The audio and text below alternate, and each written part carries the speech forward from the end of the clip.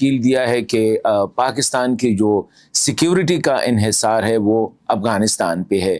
تو یہ بیانیہ کیوں سامنے آ گیا ہے اور اس بیانیہ سے کیا ہم جان چھڑا سکتے ہیں یا نہیں، یہ ایک بنیادی سوال ہے۔ دوسرا اہم سوال جو یہ ہے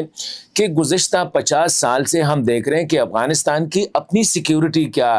کی حالت کیا ہے، آج کل افغانستان میں سیکیورٹی کی کیا حالت ہے، اور ایسے ماحول میں، ایسے حالات میں پاکستان کے جو ہائی کمانڈ ہے، پولیٹیکل سیکیورٹی یا دیگر جو ہے، یہی سوال اٹھا رہے ہیں کہ افغانستان میں امن ہوگا تو پاکستان میں امن ہوگا۔ اس کا مطلب تو یہ ہے کہ جب گاؤں میں ہم کسی دکاندار کے پاس جاتے تو باہر لکھا ہوتا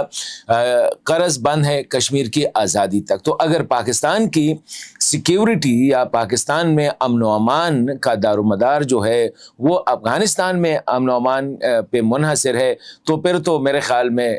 وہی منا بھائی